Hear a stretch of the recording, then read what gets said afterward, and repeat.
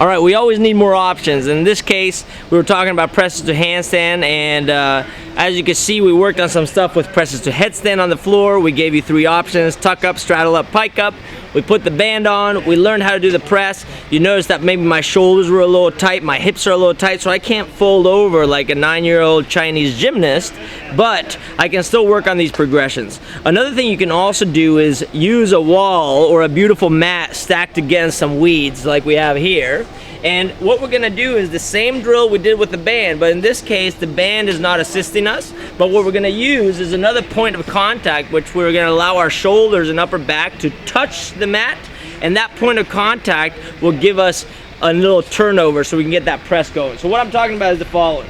Hands maybe 6 inches to a foot away from the wall, depending on how stiff you are. My degree of stiffness is high, so what I'm gonna do is I'm gonna go almost a foot away from the wall with my hand.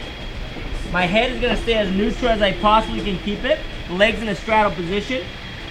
What I'm going for here is lean in towards the wall, almost until my shoulders and head wanna touch it. Once I get there, I'm gonna start folding in.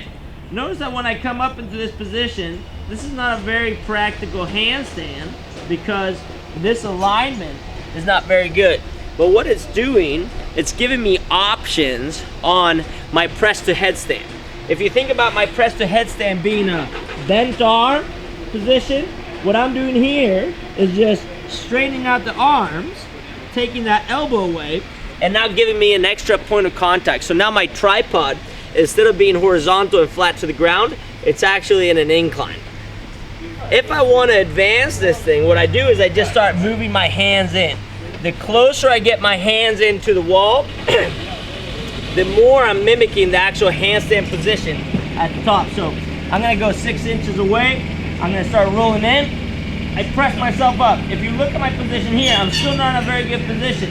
So what do I have to do there? Well, what I'm gonna do is I'm gonna start talking about the bowed handstand position, which is my shoulders away from the wall, feet maybe touching the wall. So once again, I press up.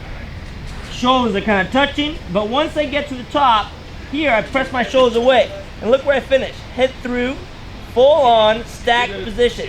Yes, I'm in an extended body position, but this is a better finishing position than this. You can tell that the shoulders are not stacked. Here, shoulders are stacked. I have some access. So that's what I want you to start working on. Try to practice. A, can you use more of an incline tripod where we take that elbow variable away?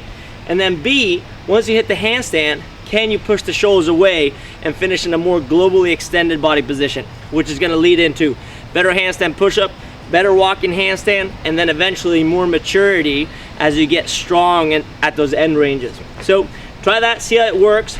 Eventually, if you don't have a mat like this, flat wall works as well. It just gets a little harder. You'll grow a bump on your head, makes you better.